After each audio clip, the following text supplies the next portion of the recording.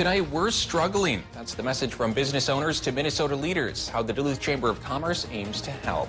And no credible threats. That's what Minnesota's governor is saying about the safety of the state capitol this weekend. Plus, how a police officer shot in the line of duty is trying to get stronger legislation passed to protect cops. From CBS3 Duluth, this is the CBS3 News at 6. Good evening, I'm Anthony Mack. Kristen is on assignment tonight. Thanks for joining us. Not enough financial support. That's what area business leaders are saying about help available through the state of Minnesota for businesses shuttered due to the pandemic. That's why there's a new push from the Duluth Chamber of Commerce to get assistance for small business owners. CBS3's Emma Quinn spoke with chamber officials on the efforts they're making. The Duluth Chamber of Commerce is hoping their Duluth and St. Louis County Days at the Capitol event will help local lawmakers bring more support to the region as local businesses continue to hurt from the COVID-19 pandemic. The event, which is in its 24th year, is held in March at the Capitol, but this year it will be held in a virtual format.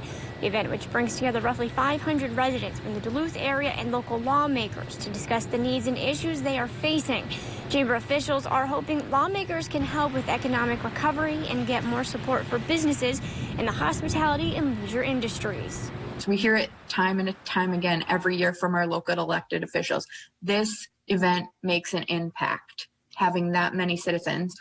Chamber officials say the aid that has been given to local restaurants has helped immensely. It's just not enough, especially with the most recent shutdown in November. Chamber officials say the event has always helped gain support for projects in all local industries throughout Duluth and St. Louis County. All right, thanks, Emma. And that annual event is the largest citizen advocacy event held at the State House. An update tonight on a fatal officer-involved shooting on the Iron Range. Tonight, we're learning the BCA has handed over its initial findings to the St. Louis County Attorney's Office. The shooting happened in December in Mountain Iron. Authorities say 19-year-old Esteban Ilioff was involved in a drive-by shooting the day before. They located him when responding to a shoplifting call. Deputies used their tasers first and then shot and killed Ilioff. County Attorney Mark Rubin expects to receive the BCA's complete file soon. At that point, he and an outside prosecutor will review the case. The deputies involved are on administrative leave. All right, let's get a quick look at the weather with Dave. Dave, the snow and rain mix has kind of passed for a lot of us, but some folks out there might still be dealing with it, huh? Yeah, it's passed for some, but still lingering for others, especially on the South Shore. That's where we still look at a winter weather advisory staying in effect until Saturday morning at 6 a.m., and that includes the Bayfield Peninsula right up to the border with the Upper Peninsula. So another inch or two of snow is possible there. Snow totals from last night's system were rather uneventful for a lot of lakeside communities, but we managed a few inches farther inland. I'll show you some snow totals here in just a couple of minutes, but right now we show you the latest Doppler satellite map, which shows lake effect now coming across on our departing system here and touching the South Shore. That's why folks there are looking at that snow chance to continue till at least 6 o'clock tomorrow morning, and even longer if need be. So let's talk about roads now. They've gone back and forth as this low pressure system mostly affected southwestern Minnesota, but did graze our neck of the woods. And since we last spoke, Highway 1, well, through Finland and towards Silver, from Finland up towards Isabella and then over towards Ely has gotten a little bit slipperier here as we're still shaking off the snow. So bottom line is in northern and western Minnesota, drive cautiously. Towards the UP, there are still some slippery stretches as well. Not bad for the rest of us, though. Is that going to change this weekend, or will we get fair weather? I'll show you which way the wind will blow coming up at 6 o'clock here in... Thanks, Dave. Federal courthouses across Minnesota, including the one right here in Duluth, will be closed leading up to Wednesday's presidential inauguration. State leaders say they made the decision based on security threats against Minnesota's federal buildings and courthouses. The closure will begin Sunday and last through 5 a.m. next Thursday. Meanwhile, Minnesota Governor Tim Walz says the state capitol will be safe this weekend and beyond. Security preparations are already underway, though. State officials say they have not found any credible local threats. The Minnesota National Guard will remain activated to protect the state capitol. Governor Walz says they're still prepared to handle any potential situations. The coordination is is happening. The emergency operations centers are open and coordinating together, and the force structure that the professionals have advised and asked for is being put into place. Security officials have asked Minnesotans to consider staying away from the state capitol complex unless they have specific planned activities or businesses there. In Wisconsin, the mask mandate will last at least another 2 months. The state's mask requirement and public health emergency were set to expire next week. Today, Governor Tony Evers announced he's extending both by 60 days. Governor Evers says the mask mandate will help prevent the spread of the coronavirus as the state continues vaccinating more groups. So folks, don't give up now. Wear your mask, stay home whenever you can, support businesses, and catch up with families virtually. And let's get together. Let's get through this pandemic together. Evers also announced the state will start vaccinating essential workers beginning next week. The story of a Waseca police officer, Eric Mattson, is inspiring some Minnesota lawmakers to take action. It was 1 year ago last week when Officer Mattson was shot while chasing a suspect through a Waseca neighborhood. He sustained serious injuries that required multiple surgeries and rehab. Now, lawmakers are introducing a bill that would impose harsher penalties for acts of violence against police. WCCO's Carolyn Cummings has the story. Thank you for all the support this past year and all the prayers and kind gestures from everybody.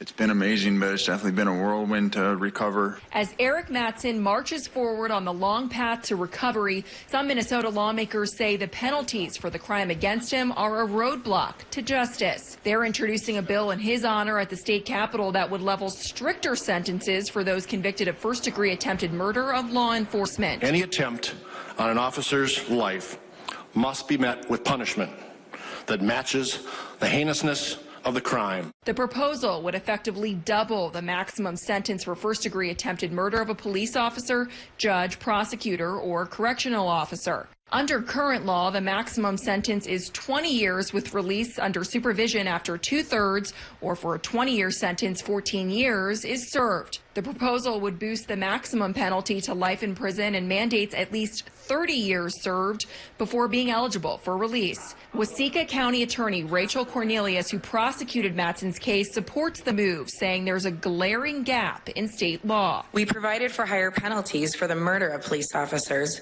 but there was no similar increases for the penalties for attempted murder. This legislation fixes that and gives prosecutors in Minnesota like myself another tool in our toolbox to pursue violent criminals. Mattson welcomes the proposal and says it's an acknowledgement from elected officials that police officers consistently face danger while on the job. I wish I could say this would be the last time we'd have to prosecute this crime, but unfortunately that's probably not going to be the case. The Senate bill is co-sponsored by members of both parties and the newly formed Independent Caucus, and a companion bill in the DFL-controlled House is expected to be introduced by a Republican there, though it's unclear if any Democrats will also sign on. In a statement, Speaker Melissa Hortman said she looks forward to continued discussions on ways to improve public safety. At the Capitol, Caroline Cummings, WCCO 4 News. The man who shot Mattson was sentenced to 35 years in prison. Well, we've officially seen the last ships pass under the aerial lift bridge for the winter. That's because the Soo locks close tonight at midnight, meaning the end of the shipping season as ships go into their winter layups. The executive director of the Duluth Seaway Port Authority says this winter hiatus is used for much-needed maintenance on the ships. That's the opportunity for the ships to be repaired. And they also have scheduled maintenance that needs to happen. And so both, surprise repairs, just like when something goes wrong with your car, and maintenance can occur. It's a great opportunity for the tradesmen and women of the Twin Ports here to get to do that work when those ships come here for winter layup. The locks won't open until March. 4 ships will be calling the Twin Ports home for the next 2 months. 2 people have been arrested following a protest at a portion of the Line 3 pipeline in northern Minnesota. The 2 are accused of chaining themselves together inside a piece of pipe. It was part of a protest for construction of the controversial Enbridge Energy Line 3 oil pipeline replacement. The Cass County Sheriff says the incident took place yesterday in McKinley Township, west of the town of Bacchus, which is north of Brainerd. He says the protesters were taken into custody and face charges of trespassing and obstructing. About a dozen protesters showed up at the site. Still to come on Live Local CBS 3, lottery ticket jackpots are nearing historic highs. Is now the best time to buy a ticket? We'll have the details coming up next. Well, let's talk about today's temperatures. Made it up to 35 again, much warmer than normal. But beginning tomorrow, we slip closer to the normal of 19. Any bitter cold Arctic outbreaks coming our way for the week ahead? We'll show you one way or the other with the 7-day forecast in just a couple of minutes. Live, local, CBS 3 News at 6 with Kristen Vaki, Anthony Matt, Kelly Hinson, and weather with meteorologist Dave Anderson on Live, local, CBS 3. When severe weather hits, tune to CBS 3 for up-to-date coverage morning and night. The modern farmhouse look is here to stay. And we have it for less at Slumberland Furniture. Use a beige or light gray sofa as your base to build on. Add home-style pillows and unique farmhouse accessories. Get your current look for less at Slumberland Furniture. Whatever your water worry, Culligan Water can help. With over 40 filtration systems, including the world's best softener, no one filters more than Culligan Water. The only water that comes with a van. Contact Culligan, the local water experts. We are excited to announce that our newest luxury apartment building, The View at Bluestone, is now leasing for 2021. Lease with us and you'll enjoy amazing amenities like a hot tub, pool, fitness center, pet spa, parking garage, and so much more. I am most excited about the view that I get to look at Canal Park and see Duluth and the lift bridge. I get to look over Lake Superior. New year, new home, new view. Schedule a tour at viewatbluestone.com. Some things are just too important to leave out of your morning routine. Make sure we aren't one of them. Live, local, CBS 3, a great way to start your day. Because of you, I felt hopeless. Because you said rude things about my work, I started to question my own voice. I know it was a joke, but it still hurt me. Because of your negative comments online, I've almost quit doing the one thing that makes me happiest in life. Because you shared something about me that was private, I felt embarrassed.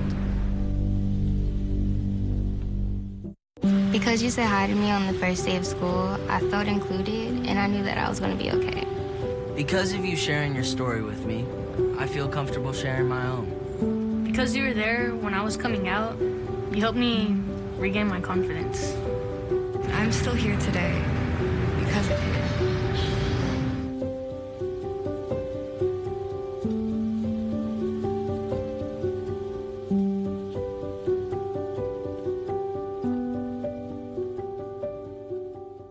Incredible savings on mattresses during the January mattress sale at Slumberland Furniture.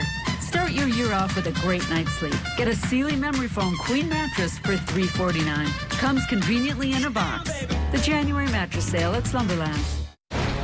Tough as Nails, a competition about America's toughest workers who wear the calluses on their hands as a badge of honor. Is everybody ready to get to work? My strategy is to give it my blood, sweat, and tears. Since I was a child, I learned what it means to work hard. I faced adversity head on, and I overcome any challenge. You have to be 100% all the time because that's going to cost you your life. Tough as Nails returns Wednesday, February 10th on CBS. When severe weather hits, tune to CBS 3 for up-to-date coverage morning and night. Local news and local weather here on CBS 3.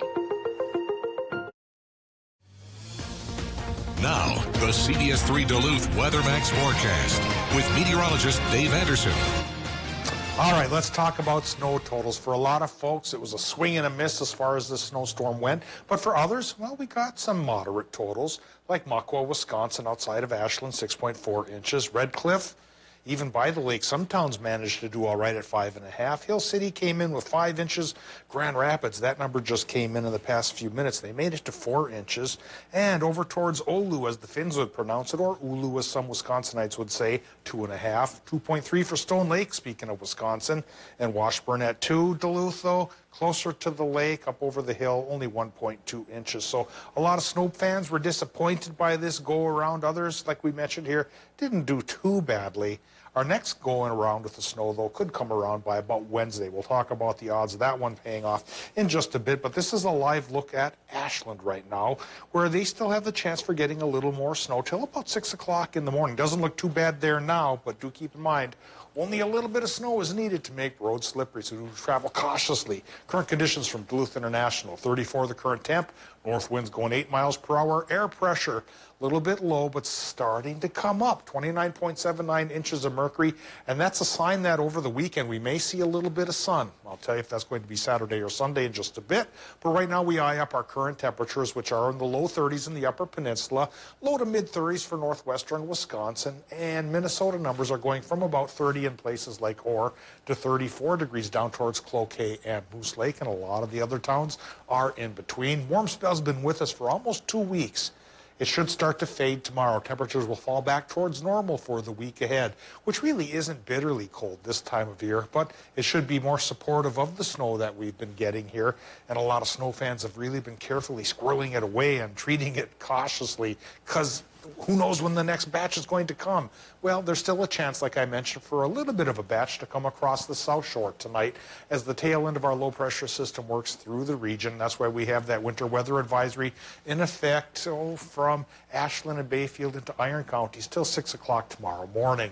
Tomorrow in Minnesota, well, higher pressure will try to start to take over. Yeah, we could get lake effect continuing for the South Shore for a few hours.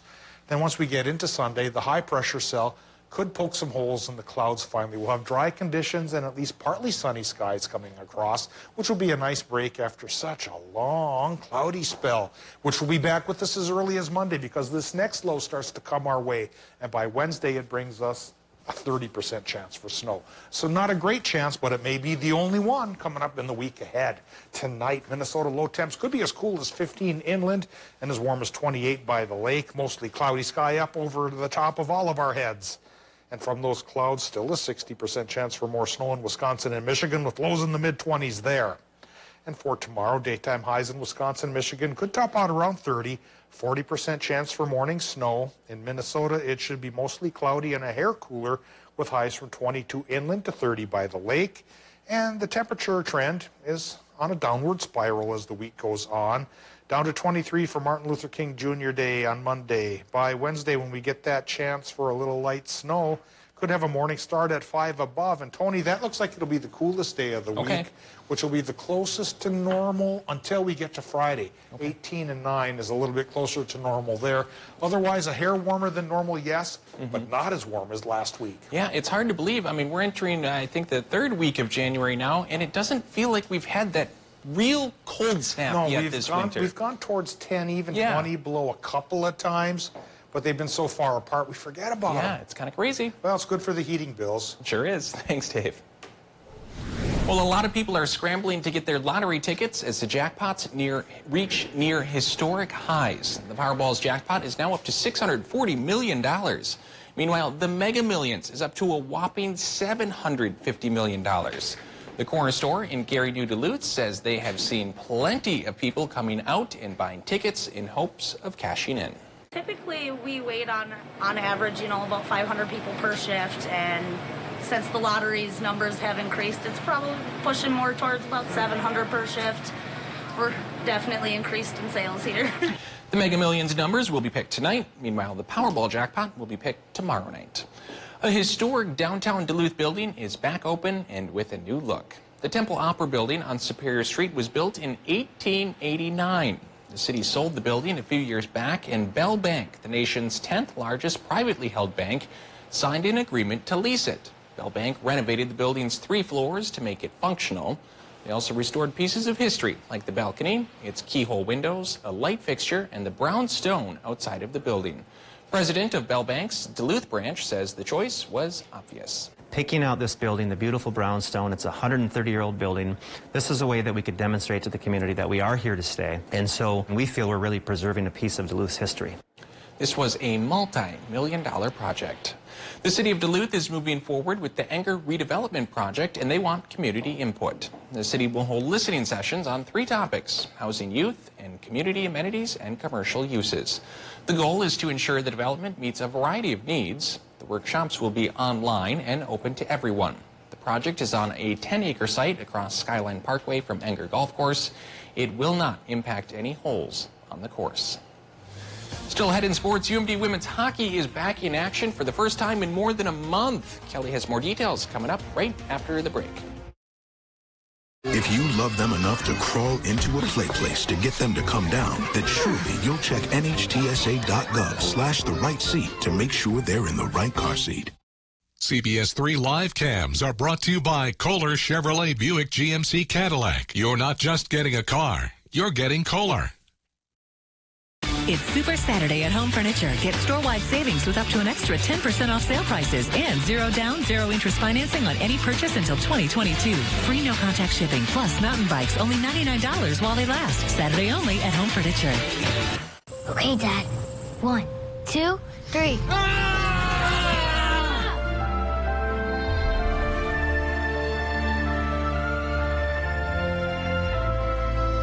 You saved me. Dad? Are you okay? I'm fine, dear.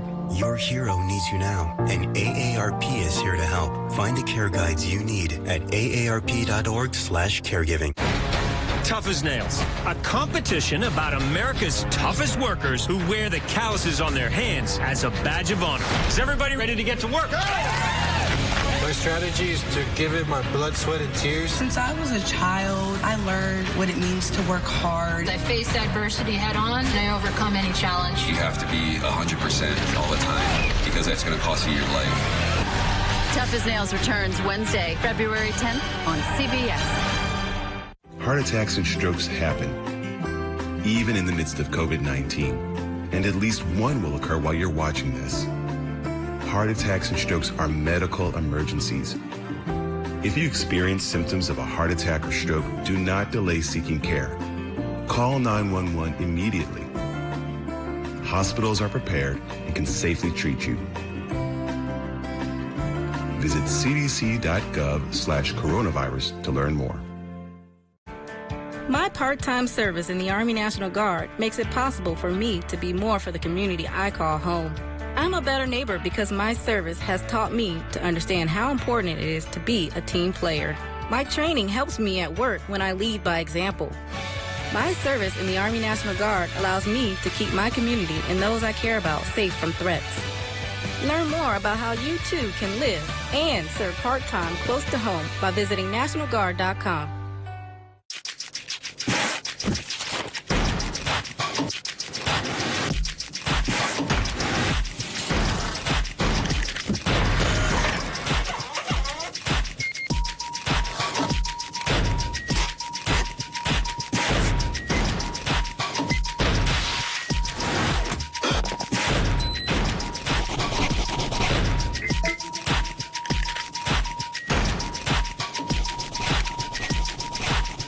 It's Super Saturday at Home Furniture. Get store-wide savings with up to an extra 10% off sale prices and 0 down, 0 interest financing on any purchase until 2022. Free no-contact shipping plus mountain bikes only $99 while they last. Saturday only at Home Furniture. When severe weather hits, tune to CBS3 for up-to-date coverage morning and night. Now, CBS3 Sports with Kelly Hinson. Well, it is a long-anticipated return to hockey for the UMD women's team tonight after 2 highly anticipated series were called off because of COVID-19 protocols. The team is back on home ice this evening, and for the first time in over 300 days, they will play in front of fans. DEC gave the green light to allow a certain number of fans, limited to family and friends of players, earlier this week, just in time for the Bulldogs to face Ohio State, something that they have been waiting for quite some time. I think of it as a soft opening. It'll be pretty soft in terms of numbers, but I think the impact will be large. Our families, parents, most notably, will be back in the building, which I know they're dying to get back here and to see their daughters and granddaughters or whatever it might be play live. They love coming up here. They love going on the road with us, and they all hang out quite a bit. While the cutouts have been fantastic and those are still in the building, it'll be good to hear some real live voices. At last check, it is still scoreless in the first period, and we will have highlights tonight at 10. And the UMD women's hockey team won't be the only team to return to action tonight, as the UMD men's basketball team will play their first game in nearly 2 weeks. The Bulldogs will clash with the University of Mary, a team that currently sits at 1-3 on the year, but is coming off a win against St. Cloud State from last week. UMD currently owns the all-time series, winning 8 and only dropping 6. That includes a season sweep just last season. As you can imagine, head coach Justin Wick has been studying tonight's opponent for a while now. You know, they're a team that plays really hard. They've got 2 guys that score about 20 or 21 points a game, guys that have been in our league for a while. So we're kind of, I think it's going to be a common theme all year. We're the young team. We're playing against guys that have played in this league 2, 3, 4 years in a row. You know, and our guys are plenty talented enough. It's just a matter of where we're going to be at mentally and physically, and just trying to continue to get that experience going forward. We'll have highlights from that game tonight as well. Well, if you've been paying attention to the NBA this season, you know that there seems to be no end in sight when it comes to COVID delays. And unfortunately for the Timberwolves, tonight was their night. Tonight's game against the Memphis Grizzlies has been postponed. That brings the league's total so far this season up to 13 postponements overall, with almost certain more to come. Following the announcement, Karl Anthony Towns announced via his social media that he has tested positive for the virus. He is now in isolation. Earlier this year, Kat's mom passed away from the COVID virus as well. And that is going to do it for sports for now. We'll have highlights from hockey and basketball coming up tonight at 10. Tony, for now, I'll send it back to you. All right, thanks, Kelly. Well, tonight on the CBS3 News at 10, a new website called Hello Iron Range is hoping to recruit more people to live and work on the range. Tonight, we'll hear from the Iron Range Tourism Executive Director and how she hopes this website will inspire people to live on the range. Well, many kids have the dream of building a giant snowman, and one family in Iowa took on that challenge. He's 15 feet tall, and an 8-foot ladder was needed to build him. It sits in Karen Peters' front yard. She says her son came up with the idea, and his friends helped him build it piece by piece. Last year, he built an 11-foot snowman in Ames, where he's a student at Iowa State University. Dave, I think a lot of people would have hoped for snow to build a 15-foot snowman, but yeah, some people got it, but not a lot of us did not. And others did not. Yeah. Lakeside dwellers, most communities at least, didn't get it. It got mostly rain. Plenty of rain to make ice cubes. They're only always looking at the bright side. Yeah. What's coming for the rest of the week, of course, the weather's goodness or badness is in the thermometer or the rain gauge of the beholder. If you like it cloudy, we have those on Saturday. If you like it snowy, the South Shore might get a little bit of lake effect through Saturday morning. Otherwise, by Sunday, we get partial sunshine for all zones in our region. Temperatures, which have been in the 30s persistently for the past week or even 2, will now fall into the 20s as time goes on this week. Daytime highs will be in the 20s, which is pretty close to the normal of about 20. And overnight low temps will fall into the teens, even single digits at least 2 mornings, which is closer to normal than it has been for a while. Wednesday, our next light snow chance. Thanks, Dave. Thanks for joining us tonight, and we will see you again at 10 o'clock.